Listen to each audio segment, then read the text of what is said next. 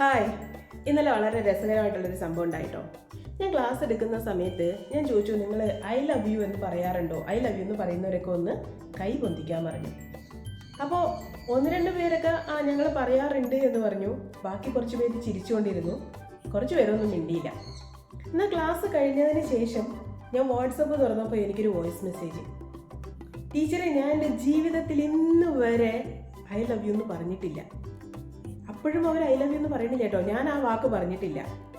എൻ്റെ ഇക്കയും എന്നോട് അങ്ങനെ ഒരു വാക്ക് പറഞ്ഞിട്ടില്ല. കുറച്ച് ദിവസം മുമ്പ് എൻ്റെ മോൻ വന്ന് എന്നോട് ഇങ്ങനെ പറഞ്ഞപ്പോൾ ഞാൻ അവനെ ആട്ടിപ്പായിച്ചു.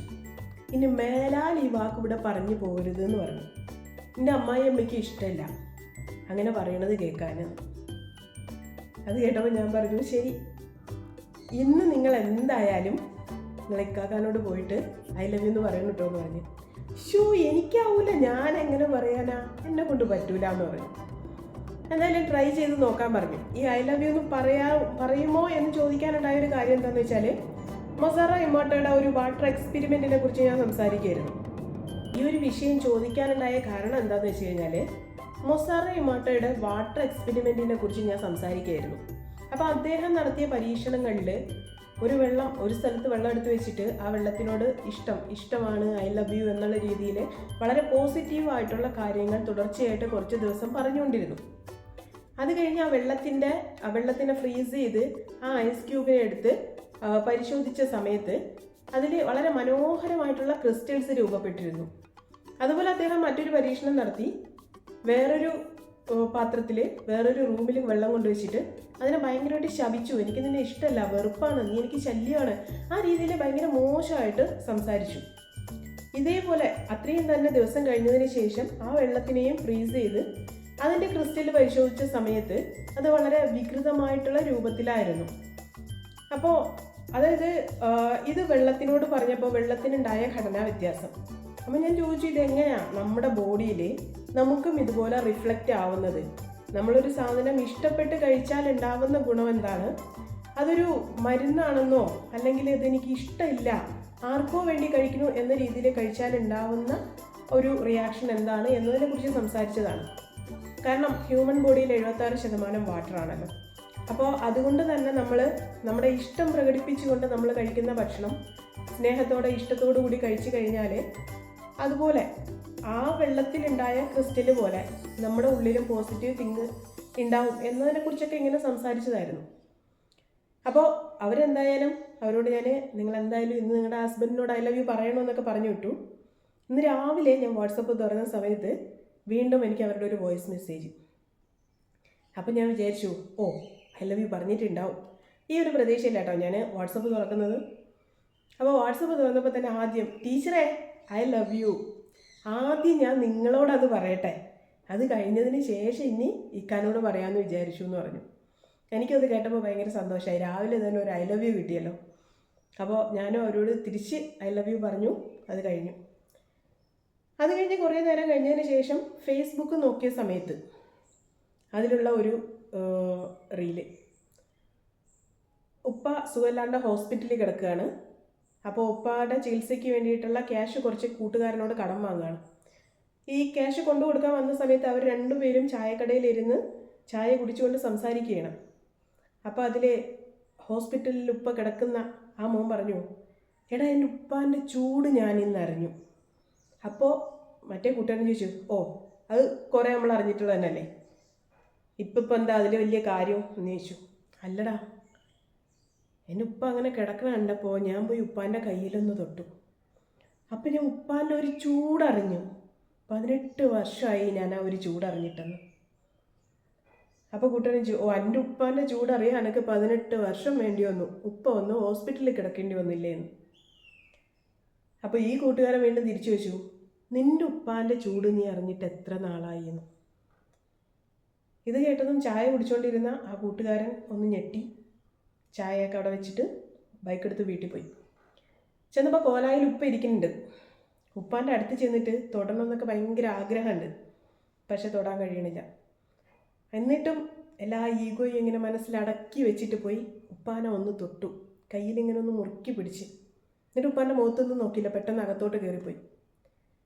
പക്ഷെ അത് കഴിഞ്ഞപ്പോൾ ഉപ്പ ഇങ്ങനെ സ്വന്തം കയ്യിലോട്ടൊന്ന് നോക്കിയിട്ട്, എൻ്റെ മോൻ എന്നെ ഒന്ന് തൊട്ടിട്ട് 20 വർഷമായി.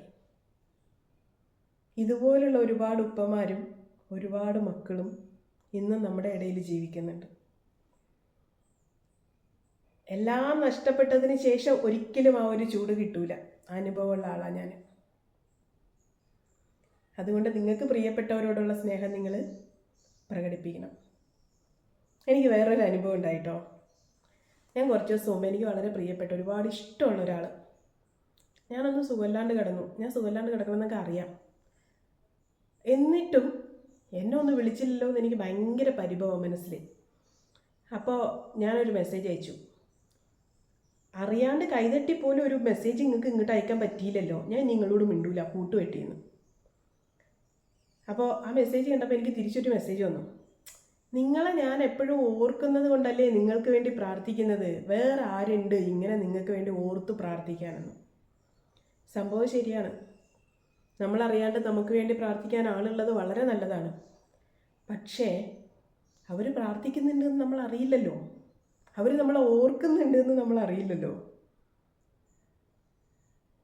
നമ്മുടെ ഇഷ്ടം നമ്മൾ പ്രകടിപ്പിക്കണം. ചിലപ്പോൾ ഒരു ഫോൺ കോളിലൂടെ, അല്ലെങ്കിൽ ഇടയ്ക്ക് ആ വഴിക്ക് പോകുമ്പോൾ ഒന്ന് കണ്ടിട്ട്, അല്ലെങ്കിൽ ലെറ്ററിലൂടെ. ഇപ്പം ലെറ്ററൊന്നും ഇല്ല, ഒരു മെസ്സേജിലൂടെ. ഏത് രീതിയിലായാലും നിന്നെ ഞാൻ ഓർക്കുന്നുണ്ട് എന്നതിൻ്റെ അടയാളമാണ് ഒരു ഹായ് മെസ്സേജെങ്കിലും. ഇപ്പം നിങ്ങൾ ഓർക്കുന്നുണ്ടാവും നിങ്ങൾ മിസ് ചെയ്തിട്ടുള്ള പലരെയും. അപ്പോൾ ഒട്ടും സമയം കളയണ്ട, ഒന്നുകിൽ മെസ്സേജ് അയയ്ക്കുക, കോൾ ചെയ്യുക. അതുപോലെ നിങ്ങളുടെ പ്രിയപ്പെട്ടവരോട് നിങ്ങളുടെ ആ ഇഷ്ടം തുറന്നു പറയാം. ഐ ലവ് യു എന്ന് മനസ്സിൽ തട്ടി പറയാം.